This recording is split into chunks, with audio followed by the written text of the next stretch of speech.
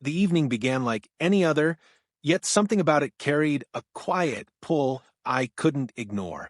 My phone buzzed with a message from Amir, an old friend who had always been more than just a name in my contacts.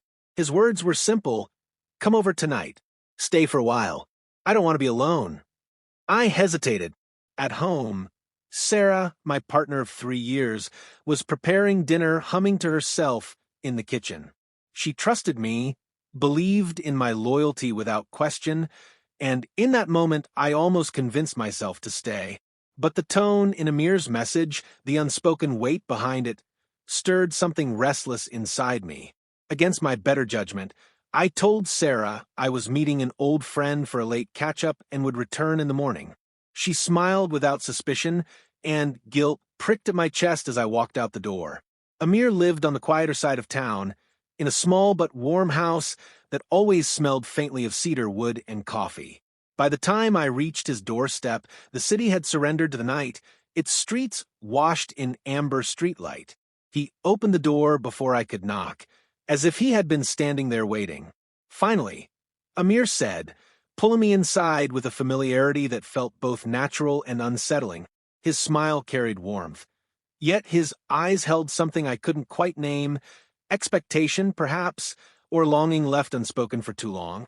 We settled in his living room, the kind of space that whispered comfort. The sofa was worn but inviting, the shelves lined with books we once used to discuss in our university days. He poured us tea, the steam rising between us like a fragile curtain. Our conversation began with old jokes and memories, laughter breaking the silence of the house. But as the night thickened, the laughter slowed, replaced by stretches of quiet that seemed to press against us. There was always history between Amir and me, a current that ran deeper than friendship, though neither of us had ever dared to define it. Tonight, however, it surfaced without disguise. His gaze lingered longer than it should have. My own responses grew slower, more careful, as if I were tiptoeing along the edge of a cliff. "You've changed," Amir said softly, studying me the way one studies a photograph from another time, but not completely. I can still see the same person I used to know, the one I could talk to about anything. His words struck a chord.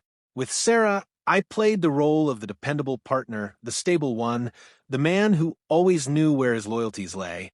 But with Amir, I felt stripped of that weight. Around him, I was simply myself, exposed and raw. The clock ticked past midnight, its rhythm echoing in the silence. Amir leaned back, his arm brushing against mine. The touch was casual, yet it sent a tremor through me. I should have pulled away. I didn't. "I'm glad you came," he said, his voice lower now, almost a whisper. "I needed tonight. I needed you." The confession hovered in the air, fragile and dangerous. I swallowed hard. My thoughts a storm of contradiction. Images of Sarah flickered in my mind, her trust, her easy smile, the life we were building. But Amir's presence drowned it all, filling the room with a gravity I couldn't escape. I tried to change the subject, but words felt clumsy in my mouth. Amir didn't push further. Instead, he let silence speak for him. That silence, heavy and magnetic, drew us closer than any confession could. By the time the tea had grown cold on the table, I realized hours had slipped past without notice. Amir stood, stretched, and then looked down at me with a seriousness that unsettled me. "Stay tonight," he said simply. "Don't go back yet. I don't want this to end." My breath caught in my chest. It was more than an invitation. It was a doorway, one I knew I shouldn't step through. And yet, standing at that threshold, I felt the ground shift beneath me. The night had only just begun, but already I understood. Whatever happened next would change everything. The moment Amir asked me to stay, the room seemed to tighten around us. His words weren't dramatic, but the weight behind them pressed against every corner of my conscience.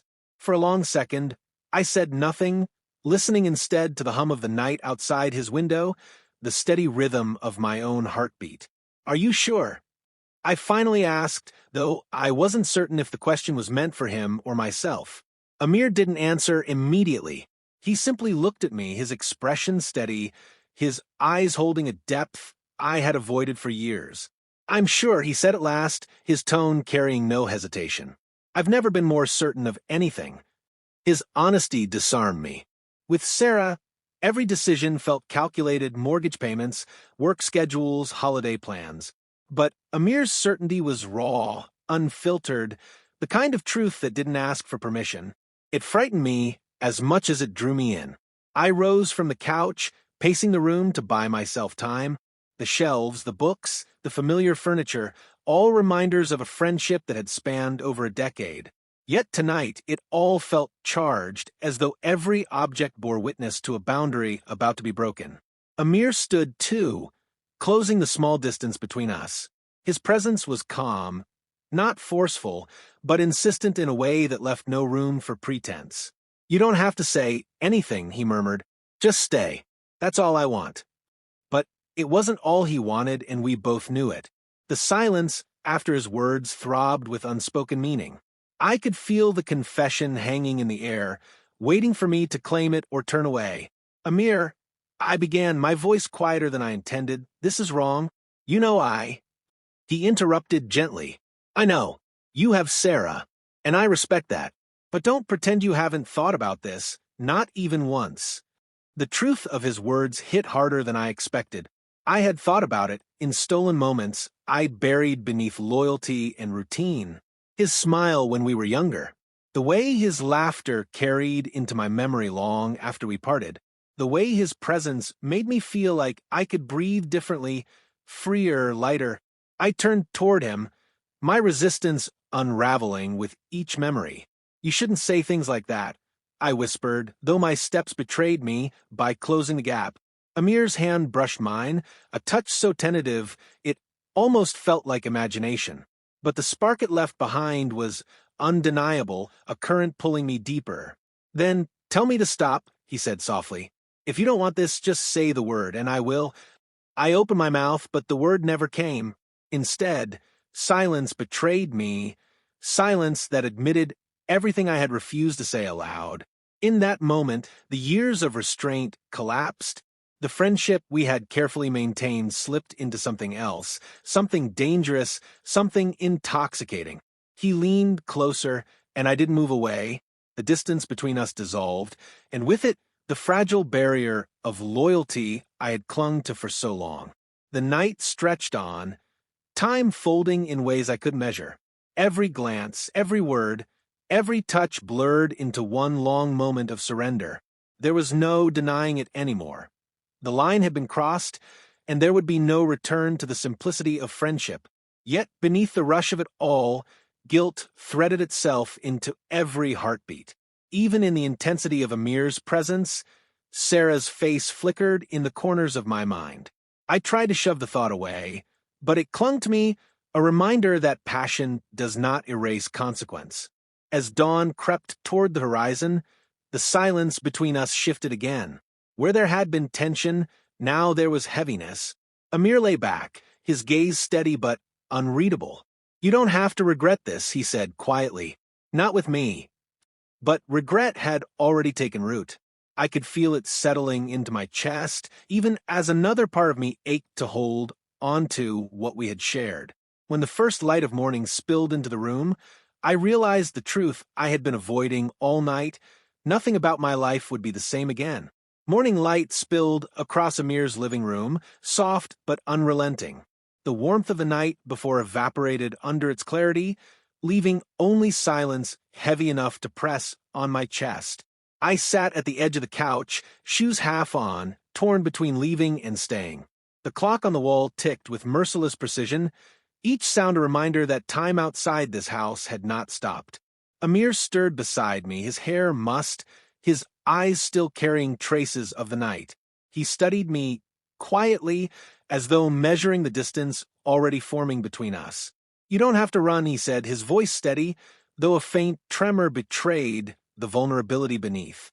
I forced a thin smile, but couldn't hold his gaze for long. "I'm not running. I have to go." The lie was obvious, but neither of us acknowledged it. We had crossed a threshold we could never uncross, and the air was thick with what that meant. My chest tightened as I thought of Sarah, likely stirring awake, waiting for me to return with the same trust she had shown the night before. Amir rose, walked to the window, and pulled back the curtain. Sunlight illuminated him in a way that made him appear both achingly familiar and dangerously distant. "I won't ask you for anything," he said, his back still to me. "Not a promise, not a future. Last night, that was enough for me." His words should have comforted me, but they cut deeper instead.